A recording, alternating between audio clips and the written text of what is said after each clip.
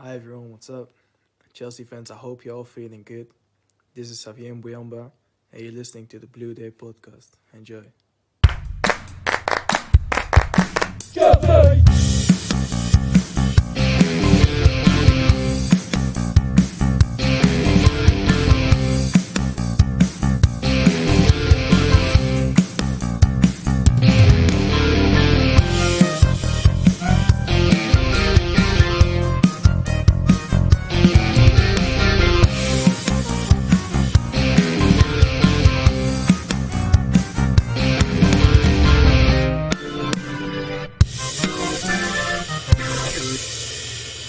Fellow Chelsea supporters, here at the Blue Day podcast, we are delighted to have this individual on the show today.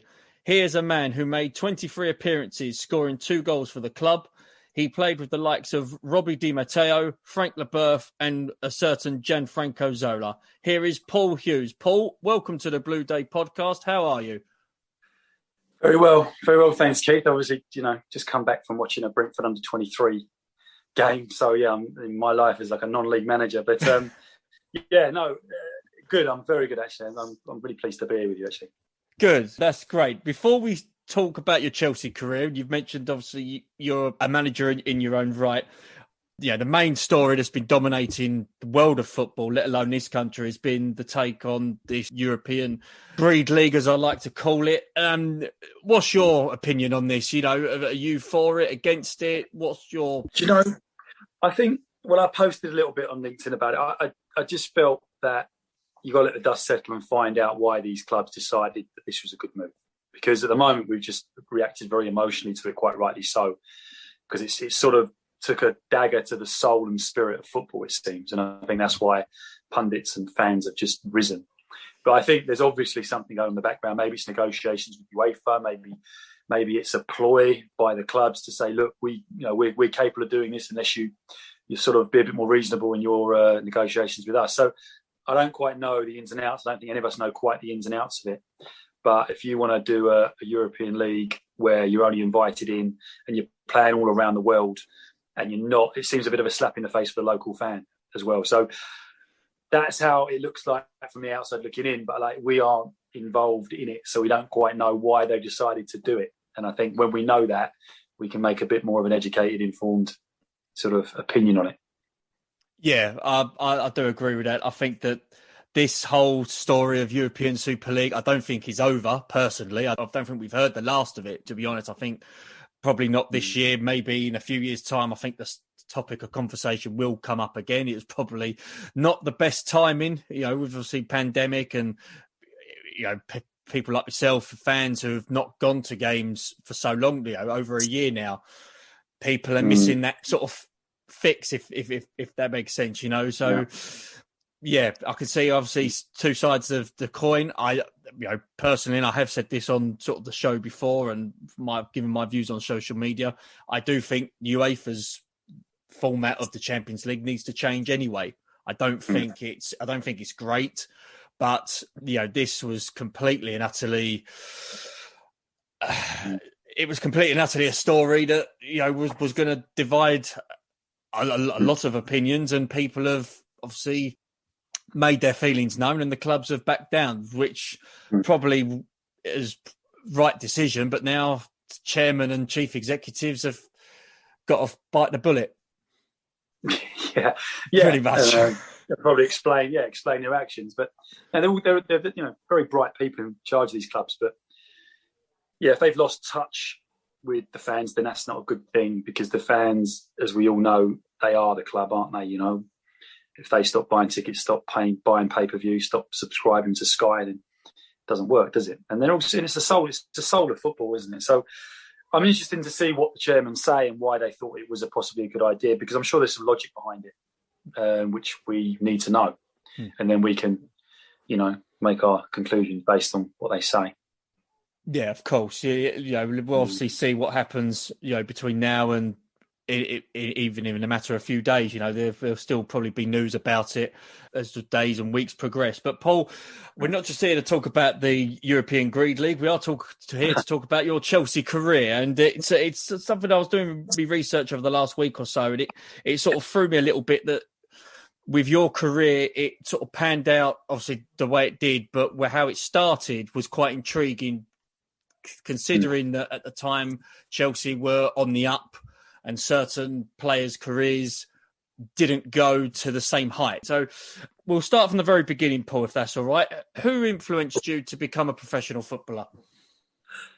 Who influenced me? God, so many people. I think in the playground, which is quite funny how it went, actually. In the playground, I was always Glenn Hoddle. I pretended to be him because, well, quite obviously a superb player, wasn't he? He was a delight to watch. And I just loved the way he played. I wasn't a Tottenham fan. I just loved the way he played. And I just remember the 1986 World Cup. And I just thought, that mesmerised me. What was I? I was 8 years, 4, so 10 years old. And that mesmerised me. I just loved it. I watched every game. And I thought he was fantastic. I like Platini as well. I thought he was a superb player. And as I grew in my career, I just, people like Zidane, I thought were just awesome. The way they made the game look so easy, and they knew what they were doing before they received the ball. They had great pictures, saw patterns early. I mean, those type of players, I always, adored. I thought I was in awe of those type of players. Because of those particular players, did it make you sort of decide that you wanted to be a midfielder based on that, because of the likes of Hoddle and Platini, because of their roles within their side? Did you think that as a kid and when it was growing up, that was where you wanted to be? Possibly. I think that, when you're inspired by those sort of people, I think you try and emulate them. Not that I was anywhere near that, but I mean, you try and emulate what they do, don't you? Because they are the people you look up to. But quite possibly so. That might have shaped me into being a more central midfielder. When I was young, for the district teams, my district was Ealing, so our school, had a representative side, and they used to play on the left of midfield, sort of coming in. But I eventually sort of become a central midfielder. Yeah. You started your career at Chelsea. What was the academy set up like back then? Because I've heard stories that would sort of make your hairs on the back of your neck sort of stand up, the state of the facilities from back then compared to what footballers are going through now. But what was the academy set up like? Sort of how were the youth coaches did you do in regards to training? And many people I've spoken to have highly recommended people like Graham Ricks, who was fantastic for player development. Yeah, good point. I mean, the facility, QPR use it now, but obviously it's been done. So, they use those facilities now. But, you're right. They've obviously kept the pitches up, and it's a much better facility. Harlington, wasn't the greatest facility because the pitches weren't fantastic back then. But it was, we didn't know any better, did we? For me, it was, there were dressing rooms, there was a pitch, and, that's what I'm used to. But, the actual setup there, well, I was there since I was 10 years old. So I was in what used to be the cow shed at the back of the shed end, I think it might have been, where we used to just kick a ball about. We play, we also had sessions in the car park. And I remember kicking balls. If you kick the ball too far, you go in where there was a load of rubbish tip and you had to dodge the foxes to get the ball back. A lot of people back then would remember that. And then we migrated to Battersea Park, and we trained 2 evenings a week there. And then through that process, then you eventually become an apprentice. I actually wasn't an apprentice. I stayed on at school to do A-levels, but I was still obviously training every day with the lads and getting my development that way. Ted Dale, he facilitated my schooling because he was at Drayton Manor in Ealing, which is where I'd done my A-levels, and he was a teacher there. So he facilitated that for me and arranged a timetable around my training. He was brilliant, very good coach and a good guy. Ricks, you mentioned, very instrumental for me personally, because I think he understood me as a player, and he was a very, very good coach. Like you say, he could explain the game simply. He could inspire, he could motivate. But above all, he knew the game. And he was a very good player as well. I mean, when you watch Rixie play, I mean, he was, he weren't quite a Hoddle, but he weren't far off. He was a really good player. And when he joined in the sessions, he was usually the best player. And also, I remember him playing in the early stages of one of the European competitions. I mean, Victoria Zitskov or something like that. That's right, yes, 94-95 season, That's right. And I remember I was 17-year-old on the bench for that game. And and Rixie played, and I was like, oh, wow, at that age to still play at that level was quite impressive. And obviously Hoddle himself was exceptionally gifted in terms of the way he saw the game and the way he could explain it and translate his ideas to the players. So it was, for that reasons, it was good. I mean, it wasn't all great. I remember before Rixie there was Peter Nicholas, and it was a very different style, completely different to Rixie, completely different style of play. And I wouldn't play many games in his youth team. And then a change of management at the top with Hoddle coming in, a change of youth team management with Rixie coming in. All of a sudden, I'm in the team and playing every week. So that's the story of football. That's how fortunate you need to be in this game. Because if Peter Nicholas stayed in charge, possibly I wouldn't have started my career at Chelsea.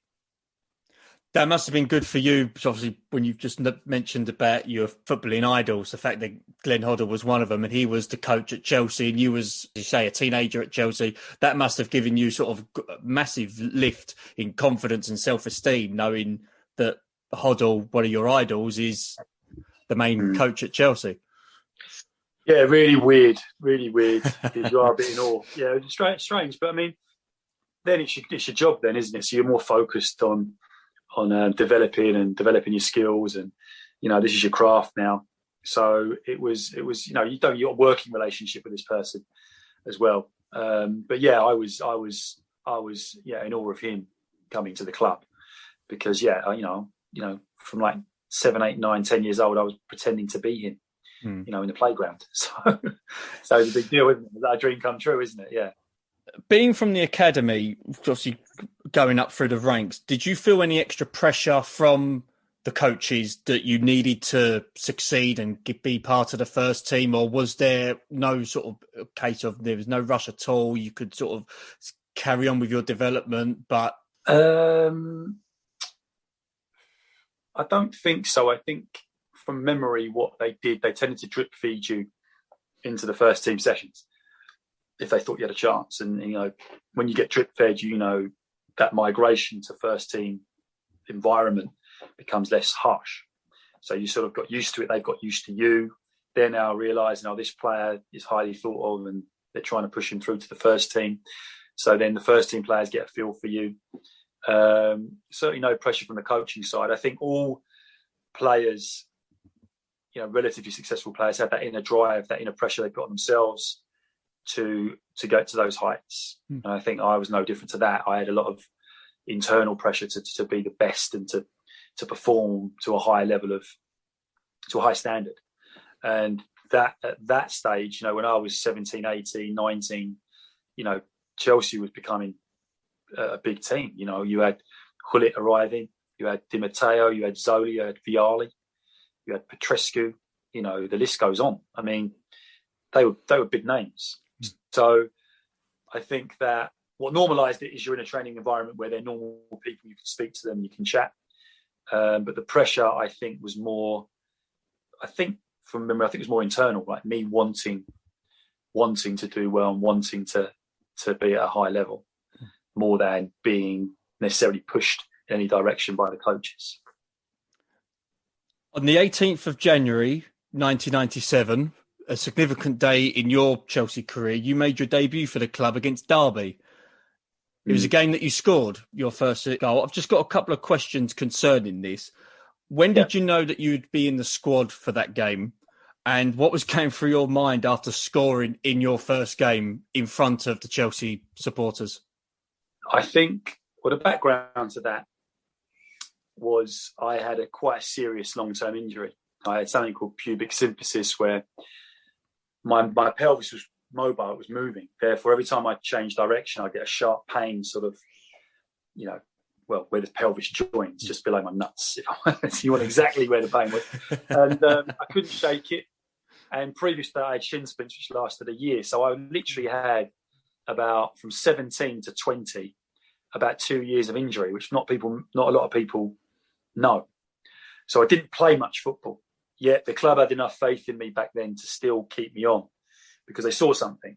And obviously, when I made my debut, they would, they could say, "Oh, that's why we kept him on."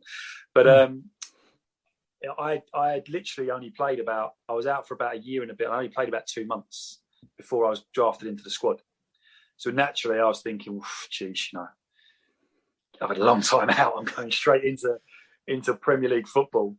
But I think what a lot of people don't realise is when you play with such good players, it does make the game easier, because the way we played, every time you got the ball, you had 1 or 2 options or 3 or 4 options to pass the ball to. So when you're a footballing team and you're a football player, if you've got those options, it becomes quite a nice environment to play in on the pitch, because you've got all these good players ready and available to receive the ball. So I just remember being in the squad. I can't remember what I was told, if I'm honest. It was so long ago. But I do remember being brought on because Wisey hurt his groin. And back then it was only 2 subs, wasn't it? That's right, so, yeah. Wisey hurt his groin. I was one of the subs, and coming in and Rude said to me, Hughesy, get your gear on, get ready. And I'm like, oh, well, whole half. I was expecting maybe a 5-minute, 10-minute cameo, but a whole half. So I remember thinking, actually, I have to be honest, I was thinking, if I could, can you just give me a week to prepare? I'll come back next week and I'll be ready for this. Not right now, but just give me it, because it was a big deal, as you can imagine. But I just remember watching games, I always used to think that players that played with confidence and players that just were committed in everything they do, the fans and I warmed to. I liked watching players like that. So I just remember going on the pitch saying, you've trained, you've done your hard work, you've rehabbed, you've done everything right, you're a good player, you've trained with these guys, it's the same pitch, just do everything with conviction. Do everything as if you mean it. And I did. I remember the first time I got the ball, I turned out with conviction, then passed it maybe 10, 15 yards, but done it with conviction. And it just felt good. I felt, I belong here. And then, the crowd could sense, this kid can play. So I remember running onto the pitch. It was just a rustle of program notes. People are probably 27. Who's this 27? You hear all these programs going. And then, and then obviously found my way into the game. And after sort of 10, 15 minutes, I just remember the lads just kept giving me the ball. And I thought, wow, this is great. They trust me. And my confidence was growing and growing and growing. And it was probably my best game for the club, if I'm honest, because when I certainly remember the goal, I was just feeling so confident. I remember pointing to Di Matteo saying, Robbie, I need you there. And Robbie was thinking, no, you don't. I can play 1-2 with you here. So instead of him doing what I wanted him to do, I passed it to him. I did what he wanted me to do and played a 1-2 with me. And then Mark Hughes, obviously great player, he then peeled off, giving me an angle. So I thought, this is easy. So I played a 1-2 with him. And he played a perfectly weighted pass for me because he's such a good player. And then I just remember the goalkeeper being hesitant. I was thinking, are you going to come and get this or not? And he didn't, which gave me the chance just to put it in the back of the net. And then, the crowd erupted and then singing your name and the lads doing all this. It was a really, really unbelievable moment for me. And the players' reactions, I think the players knew I'd been out a long time with injury and had a lot of injury problems. So I think they were happy for me to make, such a good debut that time. There was one particular game in the FA Cup against Portsmouth away. You started the game, and I was speaking to a few Chelsea fans about that particular team, and first person they mentioned on who had a good game was yourself, Paul Hughes. Do you remember much about that particular game against Portsmouth in the FA Cup? I do. Yeah, I do. Not detail. Obviously, remember having a good game. I remember it being the quarterfinal of the FA Cup, which was a big deal for me. That's why I always earmark it as a memorable game for me. But again, the team played very well that game. They were exceptional because Portsmouth were a good team, and we just totally dismantled them. Like we dominated them. And I should have scored. I remember it was like a touchline scramble, and I was there, and I've had a good connection on it. And I've no idea the keeper saved it, because I'd love to have gotten the score sheet that game because I had a good game. And I guess it was nice just to affect and have an impact on a game with so many good players in it, to show that you belong here, you belong as part of this team, you belong as part of this journey that Chelsea are on, and you're not only part of it, you're contributing. You're contributing to their success. But yeah, I mean, my issues were certainly those seasons I couldn't quite stay fit for long enough periods, and the problem when you're in a squad like Chelsea had is that if you can't stay fit, you can't do it consistently, and someone else will come in and stake their claim for the place. And that's pretty much what happened to me towards the end of that season. Is I couldn't quite stay fit enough to stake a claim. One game that season that again sort of makes me laugh when you look back on it, you sort of think about that it would probably never happen in this day and age. There was a significant game. It was on the 9th of April, 97. Chelsea were away to Coventry. And it was the game where Chelsea had to play in Coventry's away kit. I think there is highlights of it on YouTube. So if you've not seen it before, go out and find it. It is quite an interesting watch. Do you remember that particular incident? And do you think, sort of looking back now, obviously nearly 25 years later, do you think having that issue affected the players on the pitch, because obviously Chelsea lost the game? Do you think that had an effect on the team's performance at all? Yeah, gosh, I do remember it. I just think we were sort of like amazed that Ozzy was the kit man back then, Bob Osborne. That he'd forgotten the kit. I do remember a few of the lads getting the white tape and putting the white tape across the badge and across the anything that had Coventry on it. We done that. I mean, some, I found that quite strange. I wasn't bothered it was Coventry's kit. I understood, the mistake that had been made. But yeah, what do I remember that game? It was a bit of a disjointed performance. I remember that. I do remember getting the goal, because I remember it was quite a tight angle. I had to slide in to get on the score sheet. And I remember saying, I think it was to Jody Morris at the time in the dressing room, I said to him, I need a goal. I had a couple of performances where I've been average. I said, I need a goal. I remember saying that to him. And he came up at the end of the game and said, you got your goal. It's like, I'll have to keep saying it for every game. But no, I didn't. I don't. I just remember it wasn't a great performance. I remember that. I remember playing against Gordon Strachan actually, and I remember thinking, what a good little player he was. You obviously, it sounds a bit patronised, doesn't it? Because he's had such a great career. Yeah. But towards the end of his career, to play against him and realise how tenacious, how good a player he was quite a nice thing for me to experience. Catching the tail end of his career. So I do remember playing against him and thinking what a good player he was. But yeah, other than that, it was a bit haze. It's 20 odd years ago now. Yes. But obviously I remember the goal because I was only one of two goals I scored for Chelsea. So the goal stuck in my memory, but the game, we lost it 3-2, but I just remember us being a little bit off it, which you get during the Premier League season. You can't always be, totally on your game. And we were slightly off it that game. Ruud Gullit was the coach in charge for his debut season. What was he like to work under? Yeah, obviously very charismatic character. Obviously hugely successful football player.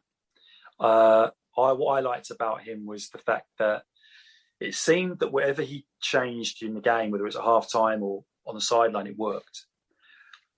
So he obviously had a really good understanding of football, because sometimes coaches make tweaks to games, it doesn't work or it makes it worse. Everything he tweaked seemed to work and made it better for the team. So I think we had a lot of respect for him for that. And I think one thing he always said about was good players. Football's just a game of patterns. Patterns emerging. The ball's here, there's a pattern emerge. The ball's over there, a pattern emerges. And the more you see those patterns, the better player you are, because you know where the ball's going to go. And if you look at anything, poker, patterns, trading, patterns. I do corporate coaching now. I'm looking for patterns in human behaviour. There's patterns everywhere. And I think football's no different. And I think when you become experienced in it and you learn the patterns quick, you know where the ball's going to go. You know what to do, what position to be in is the most advantageous at that moment in time. And I think Ruud Gullit was excellent at that. And I think that his philosophy came across that way. And I always remember him coaching, if we were playing possession games or small-sided games, if the guy in the ball gave it away, it was never his fault. It was always, you should give him an angle, or you should have been available. So he put the onus on everybody else to be available for the man on the ball. So it created an environment where everyone wanted the ball, because it was never your fault when you give it away, because he should have given you an angle and he should have shown for you. It's another version of hot potato. Yeah, exactly. The opposite to that. Yeah. So I do remember that, and I think he was fantastic for that. Again, I have no idea what went on behind the scenes and why Vialli then took over, and obviously he was sacked. I really don't know the ins and outs of that. Probably at a senior player level, maybe there are chats about that. I don't know, but it was sad for me to see him go, because when he went, obviously that was he could see me in the team or see me in the squad where Vialli couldn't. So that was the sort of big change for me. Is again change of management. Same again, change of management, slightly change of philosophy, slightly different approach, and now that style doesn't work. So we'll talk about Vialli later. Just a couple more things I did want to bring up. The FA Cup final in '97, huge occasion for Chelsea fans and, in fact, the entire football club. You unfortunately were left out of the squad, though. What was going through your mind at this point to be left out on such a huge occasion for the club? Yeah. Well, look, you're still involved because I think we took about 24 people. So you're still on the coach to Wembley. You're still in the stand watching the game. You're still involved in the celebrations after. So you were able to soak in the whole experience. I just wasn't on the bench. And I wasn't in the bench for the semi-final. Again, I think from memory, I was injured and then couldn't get back in the team. And then you lose your place. It's that simple. And other players are coming in and playing well, and that's football. So you have to accept that. And a club like Chelsea with so many good players that anyone that was going to come in was going to do well, because you're talking about world-class players as well as good young players coming through as well. So. I think I was disappointed, but I remember I wasn't at that stage. I don't necessarily think I was enjoying my football as much as I could have been. I wasn't. If I compare my enthusiasm and my enjoyment from my debut days to that moment, it wasn't only 6 months later or whatever it was. Yeah. It was a big change. It was a big change, actually. I was getting to grips with the reality of football, the reality of a dressing room, the reality of nice people, not nice people, the reality of the real world. And I think a lot of that I wasn't liking. And I think that might have played a part on my own form, actually, towards the end of the season, because I wasn't enjoying my football as much as I felt I should be. So that was that's what I remember about it at that time, actually. Your debut season, you made 13 appearances across the different competitions. Was you happy with that return, or was you expecting more? Well, from January, so was it January the debut? So that's 3 months of football. If you go through to May, maybe 4 months of football. Well, I had a couple of injuries in that time as well. So, that's what happened a lot in my career. It restricted my appearances because I wasn't able to be selected. But also, for that team, it was a good return because it's your debut season. You got 13 games, couple of goals. You're on the bench for a few games. You're still soaking up the experience and learning loads. So it wasn't a bad return. From my opinion, but obviously, you want to play every game. But I mean, who doesn't? But there was still a lot of learning there. So I do remember learning a huge amount in that season alone. The next season, 97-98, Chelsea played Manchester United in the Charity Shield at Wembley. You did make the squad. Yeah. What was your memories on that day and on that occasion, going up against arguably one of the best teams in Europe at that stage in Manchester United? Yeah. Gosh, what were my memories of it? Good question. Well, it's a huge day, isn't it? It's a huge occasion. I think I've got much more vivid memories of playing them at Old Trafford because I actually played the full 90 minutes in that game. So I've got much more vivid memories of that day. That still sticks in my mind, that game, for various reasons. But the actual Charity Shield day, yeah, I just remember it being, a wonderful occasion. It wasn't. I guess it was the fact that I wasn't playing. I think that may have been it. It's just I'm here to experience rather than get stuck in and get involved, which probably is why it wasn't so ingrained in my memory as the league game, because you are playing and you are actually physically playing against some of the best players in the world at that time. You've mentioned you played against Manchester United at Old Trafford. What was that like for you? Just mentioned that you being part of it is a lot better than sort of being on the sidelines. What sort of experiences do you remember of that occasion playing for Chelsea? I just remember it being obviously a packed house, an unbelievable atmosphere, and you're playing against one of the best teams in Europe. Giggs, Beckham, Scholes, Keane. I mean, it was that era. Pallister, was it Bruce and Pallister? Was it? I can't. Certainly Schmeichel in goal. Giggsy. It was a fantastic team. But I remember playing right back that game because Ruud had a very attacking philosophy and just felt, that the fullbacks could be the people getting out and maybe starting the attacks and causing problems. So I played right back. So I had to play against Poborski and then Giggs that game. And by trade, I'm a midfielder, obviously. So having to play against those two in a position that I'm not fully familiar with was a massive challenge for me. And that's why I remember it, because I felt great after the game. But I do remember the goal that Solskjaer scored. I mean, it still sticks in my memory because Leboeuf's gone for it. And I felt I probably could have took it on my chest, but I didn't shout because it looked like he was going to just clear it with his head. But he'd stretched. I'd gone to sort of take it on my chest. He'd flicked it over my head to Solskjaer. And then I just realised what world class was, because that's one minor mistake. We reacted quick, but by the time we'd reacted and turned around, he controlled it on a sixpence and shot. And you could not have put this ball any further in the top corner than he did. And I just remember going, we've just drawn the game. We were winning 2-1. We've just drawn the game because I've made one mistake and a world-class player has punished us, like controlled it, put it in the top corner before you could turn around. And it's probably on YouTube somewhere, but the finish was just one of the best finishes I've ever seen. Yeah, I've seen it. It was a very good technical finish. Oh, yeah. Unbelievable. And I just remember thinking, well, that's what world-class is. That's taught me a huge lesson today. We could have won the game. We deserved to win the game 2-1 that day. We deserved to win the game. And then through that one mistake by me, a top-class player has punished us. And that stuck with me, but that was a good learning curve for me. You didn't volunteer your services to be right back again then? I think they played me against Overmars next game against Arsenal. I remember. There you go. Play against him. I think I did actually, or the before. It was certainly in that 2-week period. We had Arsenal and then that's right. Yes. United. So and I remember thinking Overmars, but then we lost 3-2. But again, I think it was Nigel Winterburn stuck one in the top corner of that game. So it was another worldy finish that punished us. But no, it was a great experience. You learn little tips. Certainly playing at right back, you're always checking your left shoulder to check where Leboeuf is and making sure you're in line with him.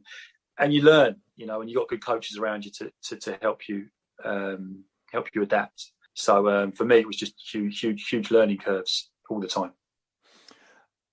That particular season, 97-98, Chelsea participated in the Cup Winners' Cup. You made your European debut against, I will get this name right, Slovenia Bratislava. Describe to the listeners your feelings to play in a European game for Chelsea. And, again, albeit it was only the Cup Winners' Cup, but how sort of proud was you to be part of that? Yeah, massively proud. Again, there's another game I mark as an important game because I think 27 years ago or whatever it was, 26, 27 years. So I think we were so proud to be part of the Chelsea team and to be part of that, making that history. Club, my local club, my Hammersmith boy, to have that, to have earned that and to be part of that was a really proud moment for me. And it was a good display. We dominated the game. It was only 2-0, but we were really in total control of the game. I think I set Danny Granville up for his goal. It was a cracking goal, actually. That's right. But it was it was just so proud. It's just that honour to represent that club in Europe, because Europe is the big stage. And again, Cup Winners' Cup. I think it was the last year of the Cup Winners' Cup, wasn't it? I know it didn't last too much long after that. That's right. But it was, we did win it that like season, and then we was in the semi-finals the next year, and then I think that was it. It was pretty much defunct. Yeah. I was just going to sort of mention about European night. What was it like to play at Stamford Bridge on European nights? No, fantastic. I mean, it was special. I think any game there is special because it is a good stadium. You know, they are on top of you, which I think is great. I think that always aids the atmosphere. You know, our fans are very loud, as you know. They sing the whole game. Very passionate about the club. And very passionate. I think at that stage they were very passionate about young London lads playing for their club. You know, I think they could relate to us. In the long run, yeah, you had to be good enough in the end to warrant a regular place there, like a John Terry, for example. But I just remember them being very supportive of us as a young group coming through, trying to stake claims for their team. So I love that about the club, and yeah, it's one of the great stadiums. I think people don't talk about Stamford Bridge as much as they should about what a lovely stadium it is. But it's I mean, even then, I think the West Stand wasn't quite fully built when we were playing that game from memory. It was still under construction. Yeah. I think it just had the bottom bit. But no, it's a phenomenal place to play football. And as you know, the supporters are one of the most passionate in that Premier League. Season turned sort of slightly in 97-98. Ruud Gullit was relieved of his duties February of that year. Gianluca Vialli took over. What were your thoughts on the managerial change? I know we sort of touched on it briefly just earlier, but in your opinion, what was Gianluca like as a coach, and what differences were there between him and Ruud Gullit? Again, I think, how long did I have with him? Because it was, when did it change? Did you say January? It was February of 98. February. So I had March and April. So I only really had 2 months under him, because the following season I was sort of, cast to the side. So I think that under those 2 months, I remember playing Leeds away, come on for a 10, 15 minute cameo, and I may have had 1 or 2 other appearances under him, but not many. So what do I remember about his coaching style? I just think because of his philosophy. He was a hard-working player. People don't give him credit enough for. He wasn't just technically good. He was a hard-working player. I think that was the basis for his game. Very Italian, press, do it at the right times. Less flowy football like Ruud was. So I do remember that about him. But yeah, I think maybe because maybe Gianluca wasn't a fan of mine in terms of the way I played the game, possibly. So maybe he didn't give me as much time as Ruud did in terms of help and coaching tips. I think it was probably it's a pressure job for him. He's probably forming his team in his mind. Who can I rely on? Who can I trust out of these players? Who's worth spending the time with? And I don't think I was one. I don't think I was one of them. So I don't remember getting too much advice from him. But the guy was a good guy. He was a friendly guy, very amiable. I must say that about him. Very likable. But just he didn't really want me in his team. So that's fine. That's football. Based on that answer to that question, obviously when we talk about the League Cup final in '98, Chelsea appeared obviously in the final. You wasn't part of the squad. Did you at that point think I may need to leave here for regular first team football because of not being part of the cup final again, or did you still feel at that point, if I work hard, I train hard, there could still be a future for me here? Yeah, it's a difficult one, Cliff, because I've been at that club since I was 10 years old. That's a good. What was I at the time? 21, 22. That's a 12-year affinity with a football club. But professionally, it just wasn't working. I loved. Obviously, the fans were great. That side of it was fantastic. But the dressing room, the way I was treated, I'd fallen out of love with it. That's the truth. I just felt I didn't feel I wanted to be involved I just didn't. I felt a little bit depressed, a little bit down, a little bit de-energized by the whole thing. So I think it was best for me, 100%, to try and find another way out at that stage. But yeah, the writing was on the wall. Not being involved in that squad, obviously, that was clear to me.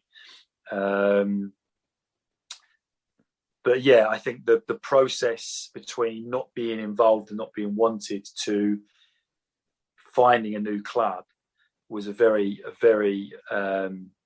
it wasn't a straightforward process for me. I didn't find them very helpful at all. So I found it a very sticky situation. Like, well, if you don't want me here, but let's help me find another club so I can get on with my career. And that was a sticky point for me at that stage, because I didn't feel that I got that help. But again, it's so long ago. It's such a hazy memory for me now. But yeah, you're right. At that stage, I knew that the writing was on the wall to find another club. You had a couple of loan moves after that season, but nothing materialised in regards to a permanent transfer. Yeah. Was you concerned that, in regards to your career, that you was at a crossroads at this point, because you've got a contract with Chelsea, you've made sort of a few loan moves, but nothing sort of there whereby a permanent home is there? And sort of just to sort of touch on briefly what you made a good point on, was Chelsea perhaps trying to maybe keep you at the club for reasons that they had but wouldn't tell you? And the reason why I asked that is because we had Mark Nichols on the podcast a few months ago, and he mentioned it was quite related to you, that whereby he wanted to leave. He knew the writing was on the wall, but there was a club that was interested in him. Chelsea told them the price, but they knew that the club would not be able to afford that. Was that the same in your position? Was there any clubs that you knew that were interested in you, but Chelsea set an asking price that was quite unrealistic for clubs to pursue you? Keith, you know what? Who knows? Because I'm not privy to that. I'd come out of playing, a decent number of games for a very good Premier League football team, to then being told there's no club that wants you. Right. Which I was thought, okay, well, that's interesting. Because I've played a couple of seasons in the Premier League. Surely someone wants me. Yeah. And then I remember Gwyn Williams, who was at the club, told me to ring Ian McFarland, who was the manager of Chesterfield in League Two. He said, "There's a club for you. There's a good start for you." And I'm like, "Is there no other options for me? Is this the only option I've got?" He said, "Yeah. It's the only option you've got. It's the only team that's relatively interesting." So my confidence was obviously extremely low, thinking, well, what games are you playing with me? Why do you want to just shove me off to the north of England in League Two and just forget about me, and just so my career just dies a death? What's your game? Where's your help? I've known you since I was 10 years old. What's your angle here? And I didn't understand it. I didn't understand their approach to players they didn't want. It's as if they want you to just disappear into the background. So I can relate to what Mark's saying here. But they might say, "Oh, you're not as good as you think you are," and all that sort of stuff, and further hurt your self-confidence. And that's fine. That's the game, I guess. But no, for me, I was firmly adamant that I could play higher. And then sort of like 6 months later, you get a championship club coming for you, and you say, "Well, hang on a minute, so I haven't played for 6 months yet, I've now got 2 levels higher," because you know what I mean. So it's if they wanted you to jump at the first one, because the way we were treated back then, and it wouldn't happen now, but the way it was back then, it was me, David Rocastle, and I think Mark Steen. We had to train our own. We just had to kick a ball with each other and just go, "Right, there you go, there's your football. We're training over here, you guys train over there." And that's the way they treated players they didn't want. So it was very disrespectful, and it was very damaging to your confidence as a human being to be treated like that. And I think that's the area where I'm, as a coach and manager now, I'm very against that type of treatment, because it is breaking your spirit, basically. Yeah. And that's not fair. So, but saying that, look, it makes you strong, because you realise, okay, you've got a man up here, and your agent's got to get working, and then you've got to get moving. So I ended up going to, I think it was Crewe with Dario Grady, but I was emotionally exhausted at that point. I remember the first training session, or second, I pulled my hamstring, so I didn't manage to make an appearance there. So they were pissed off, because they've just signed this lad from Chelsea, and he's pulled his hamstring in his second session. Signed me like a 2 or 3 month loan deal, and it's like, I think they were very angry with Chelsea, thinking, you sent me a player that's not fit. So I had to go through that, and then I eventually went to Stockport, who were in the Championship at the time. A really good team: Brett Angel, Ian Moore, and Derek McInnes, and we had a really good team. And played 7 or 8 games for them. Stockport up in Manchester, and loved it. Gary Megson was the manager. He was a real fiery manager, but I learned a lot there and played really well. And I from what I understand, I played every game. So what I understood is they put an offer in for me, like similar to what you've just mentioned, and it wasn't accepted. And then they sent me off to Norwich. So, I didn't take the bait with Chesterfield, and then sort of 6, 7, 8 months later, I get a Championship club. So they probably did play games with me, Keith, if I'm honest. And that's just how they decided to go about that. It certainly had a massive effect on my confidence and affected me hugely. But that's the way they decided to play it. Maybe they didn't like my attitude. Maybe they felt I was above my station. Who knows? But you'd have thought adults would behave in a slightly more fairer, balanced, considered manner. But that wasn't the case, the way they did it. So, but look, it worked out, because I ended up at Southampton with Hoddle. He sort of picked me up when my contract ended. But like I said to you, I think I was an absolute emotional wreck by that stage. But again, I got injured very quickly. In the first couple of months, I was on the injury bed again. And I had a 1-year contract, but I was emotionally and physically exhausted from the 2 years I had at Chelsea, where I was in limbo, being farmed out here, farmed out there, not being told anything, being kept in the dark. It was just emotionally, I was exhausted. But yeah, I do remember. That was the sour part, because there was so much good stuff to remember about Chelsea and my time there, and being a local lad and being part of the journey which we just spoke about. But it was the end of it that was very sour for me. And I always remember working. This is an interesting story, actually, Keith. I feel like I'm talking a lot now. No. The floor's yours. Feel free. Yeah, it's very real stuff we're talking about. I remember the big East stand was Colin Hutchinson. He was the managing director at the time. And obviously, at the end of my contract, I was 24, and we'd agreed, let's just scrap it, So I was like, don't get me wrong, I had like 1 month left or something. It wasn't as if like... Just to clarify, this was in 2000, I believe, your contract finished? I was 24, so I think it was 2000. So yeah. And it was the same stretch of car park I used to walk down when I was 10 years old to go to training. So it was really sentimental to walk down that strip where I started my Chelsea career, in the car park behind the East Stand, learning my trade with Gwyn and Dave Collier and all these coaches, to be walking up that same strip to literally end my time at the club. And I'm not joking, I was crying. I was crying because it was such a sour end for me. I really disliked the people there for the way they treated me. And I walked up to Con Hutchins' office, everyone ignored me. You felt like you was a leper. And then you went into the office, you signed the piece of paper that released you from your contract. And I walked down and I was crying. And I just had to get in the car and go home, and then just think, right, where's the next club? So it was a really emotional time and did affect me. It really did affect me. But yeah, luckily enough, Hoddle knew what I was and what I was about, and gave me a 1-year contract, and I was still in the Premier League. Believe that. How did that move? I was just going to ask, how did that move come about? Because you was being offered League Two club, you go to the Championship. At the end of your time, a Premier League club picked you up. Psychologically, what was going through your mind? Because you, with all due respect, you must have been all over the place thinking, what's going on here? You're a professional footballer. You've been, with all due respect, treated like that for 1 or 2 years.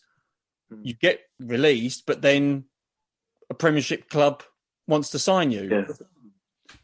You're right. I was totally confused, and I obviously didn't think I was good enough because of the games that were being played with me, and the feedback I was getting from them, and you talk to you talk too poorly, and it does take a hit. So then you think, how's this come about? You're telling me I'm not good enough. You're telling me I'm a waste of space. You're telling me I'm only good enough for League Two or non-league football at best. Then all of a sudden I'm playing the Championship. Then all of a sudden Glenn Hoddle, who's an exceptionally talented manager, thinks that I'm good enough for Premier League. I didn't know where I was. So I was emotionally beaten at that point, and I just didn't really know what to think. And I had an opportunity, which I was so grateful for, because basically he said to me, "Look, Paul, come down, play in a game." And God knows how I dragged the performance out. I played really well. And he went, "Right, we're going to give you a year's contract. We're going to give you an opportunity." And he put me up in a lovely hotel in Southampton and just gave me a real chance. But like I said to you, I was emotionally completely drained. And if I'm honest with you, what Southampton gave me was I got on very well with the lads in the dressing room. And I felt before at Chelsea, I felt outcasted. I just didn't feel anyone respected or liked me as an individual. But at Southampton, I got on with everybody. So it sort of quashed those thoughts out about myself. And it gave me a year to sort of find my feet. Now, I didn't play a game because, again, I was injured for 6 months. Probably a lot to do with the emotional drain. So I'm sure that weakens the body. I'm sure there's, in 10 years, 20 years from now, some bright doctor will just prove the link between that. But I was just totally gone. And I had a year's worth of money.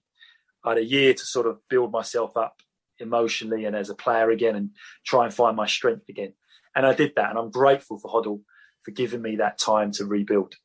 And the lads at Southampton for the friendships and the camaraderie that we shared at that club. It's quite a special club, I think. Southampton I just think it has that vibe about it. But I had a year there, didn't play a game because, again, injured again, which not many people know. Out for 6 months, didn't manage to play. And Stuart Gray, as I would as a manager, said, "Hughesy, your track record hasn't been great. We're not going to extend the contract." And I was, "Stuart, I don't blame you." And I went off to trial on Burnley to Stan Turner. Do you remember Stan Turner, who was at Chelsea many years ago? Yeah, I remember. Yeah. So I ended up going to Burnley for a couple of weeks. And this is a great story, actually, if you've got time. Yeah, absolutely. I mean, the manager, I ended up with an agent who was a great guy called Blackie. Some people in football know who he is. And he's based up north, really. And Blackie knew everyone. And I think Blackie just thought, "You know what, I like you, Hughes. I'm going to try and help you out." So he took me to Stan, who was his mate, Stan Turner, to Burnley. And went up there, put me up in a real crappy hotel with cockroaches, horrible, rubbish little B&B. And said, "We're going to put you to training." So train with them, train well. I knew Paul Cook from my time at Stockport. Paul Cook's now the manager at... That's right. Where's Cookie now? Is it Wigan? Ipswich, isn't he? Ipswich Town. Yeah. So Cookie knew me from Stockport, and he obviously said that this kid can play, So I got well looked after there and played 4 or 5 games and scored the best goal I've ever scored, better than when I scored my debut against Halifax in a friendly. It was just a superb goal, and basically Stan said, "Look, there's a good chance you're going to get a contract here." So we went into pre-season. The first game was against Chelsea, so I had to play. I think this team that I now. The team I loved, but the people I'd grown like, you didn't treat me well. And I was so angry. I was angry, is the truth. I was really angry. So I'm playing against Petit, Desai, I think Jody was playing, I think Lampard was playing. So it was that team. And I was so angry that I think Frank Lampard got past me and I dragged him back and it was a penalty. I thought, I've given away a penalty in the first 5 minutes against against my old team. Oh, I'm so angry. And then, so that when they scored the penalty, and then I remember, because I was playing a guy called Lenny John Rose, and I said to Lenny, Jody ran off, and I said, Lenny, it's your man, mark him. And then Lenny just ignored me and just let Jody free. And Jody's hit the bar with a shot. And Stan turned and shouted at me. He said, Hughesy, that's your effing man. Duh. And I lost my head.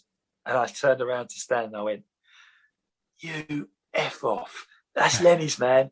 He knows it's his man. Stop blaming me. It's not my fault. And I exploded on the pitch because I had so much energy and anger and emotion in me. And then Stan just put my number up, took me off. So after 20 minutes, I'd given away a penalty and I told the manager to F off and he subbed me in 20 minutes into my game against Chelsea. So everyone at Chelsea's probably, the higher level people, Gwyn and Colin, are probably rolling their eyes going, there you go. That's why we got rid of that prick, or whatever it might be. But I just remember it being a real kick in the nuts for me. And after that, I left Burnley because it was such an outpouring of my emotion that the manager just felt disrespected. And I would have probably done the same thing. And I ended up with Joe Kinnear at Luton. So yeah, that was my story. I didn't want to kill time with other teams. I know we're focused on Chelsea, but no. Listen, the fact that you had that adrenaline, you did have a point to prove, albeit it was against early season and everything. Good, touched on your career. We want to talk about the modern football now. Fast forward quite a bit. We've already mentioned about the European Super League. We want to talk about something that's a bit more controversial, isn't likely to go away anytime soon. Paul, your thoughts on VAR, please. Oh, gosh. Well, I think from what I've seen recently, obviously it's become a bit of a farce because things that are offside, clearly wouldn't be given in the old game where you had a linesman. I personally feel that linesmen getting things slightly wrong, referees getting things slightly wrong is all part of the game. And we all know that referees and linesmen don't purposely cheat. So that luck, if you like, evens itself out throughout the season. And I think because there's so much money in the game, they're probably thinking we can't afford for those mistakes to be made. I.e., Lampard's goal in the World Cup, when it dipped over and went over the line. That's a clear goal, So maybe only for goal line issues do I think VAR's any good. But I think for all the offside stuff and that, I think, look, let's just go back to the referees and linesmen and just train them and get them better at what they do. But even then, human error is part of football. Footballers make errors all the time. Would we have robots on the pitch never making errors? I mean, I think it's all part of the charm of the game. But it's getting ridiculous now. Certainly the offside things that we just spoke about. I mean, like I said, I can see it being advantageous for the goal line stuff because sometimes the referee and the linesman aren't quite in line; they can't see it. But other than that, I'm not too sure it has a place. The rerunning of certain incidents. I mean, I think it disrupts the flow of the game. Like I said, I think human error is a part of football. Players make mistakes all the time. Referees make mistakes, linesmen make mistakes, but overall, you think it evens itself out as the season goes. So I think, me personally, I'd return to the old way of doing it because I think that we quite like those talking points, don't we? But I think, or if there's a way VAR can be contained, it's got a bit above its station. Can it be used in a limited way, i.e., maybe for the goal line stuff, and that's about it. But Paul, just a couple of questions before we do eventually finish. It's been a bit of a whirlwind season at the moment for Chelsea, on and off the pitch. But your thoughts on Chelsea this season, change of manager, a semi-final in the European Cup, a final in the FA Cup. What's been your thoughts on them this season? Keep to honest, I haven't kept a tight focus on what they've been doing because, when you manage a team, my focus at the moment is step 3 football and watching that and then finding ways to win that league. So that's where a lot of my time and energy has gone. But obviously I've watched them on the TV. Obviously I know about Tuchel and he's clearly had a positive effect at Stamford Bridge. There's clearly been an upturn in results and consistency. I think it was tough for Frank because, he had that embargo at the start. He brought a lot of young lads in, blooded them in, and done well. Had some good results. Maybe Chelsea were looking for him to take the next step and sign those big players and become even more of a formidable team. But Tuchel seems to have done that. I do enjoy watching them play. I mean, we play a very similar way, that 3-4-3 or 3-4-2 number 10s and a 1. I play that way at Hayes, funny enough. So I like the system he plays. And I quite like him. I mean, everyone's saying that he can rub people up the wrong way and he's difficult to possibly work with in terms of chairman at that level. But I quite like him. I think he's quite honest and quite brave in the way he plays football. So, yeah, I think at the moment you could say it's been a positive. Definitely a positive effect on Chelsea and a positive move by Abramovich to bring him in. And I think he has got that experience and that nous to probably keep them up there. And I'll be really interested to see how they finish the season and where they end up. But it looks like they're going to be a top 4 team the way they're going. I hope they do. But only time will tell, won't it? And just finally, the fact that this whole interview has been based on your Chelsea career, how do you look back on it? Well, it's my club. It's my club in terms of I was there since I was 10. So I've been wearing Chelsea kits every weekend from 10 to 20.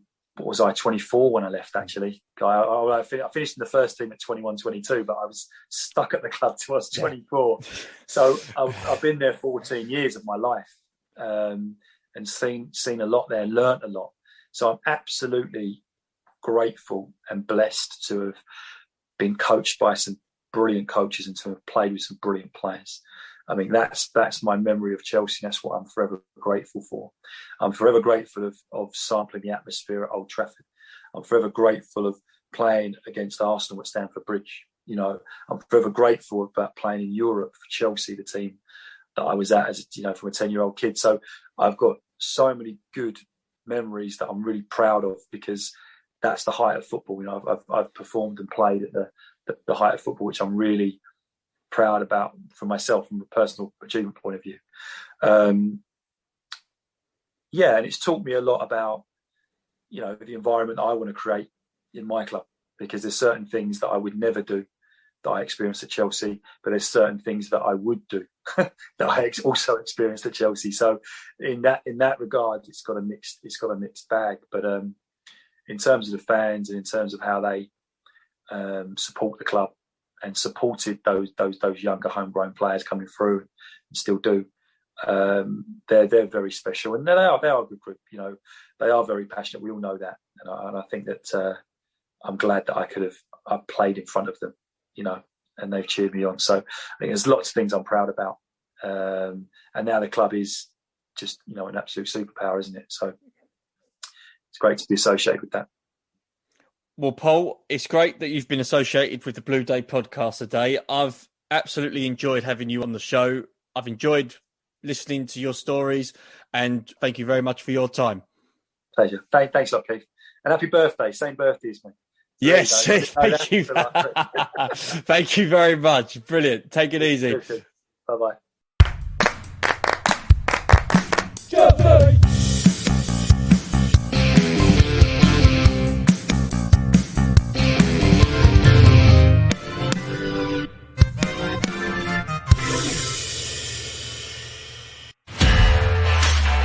This podcast is part of the Sports Social Podcast Network.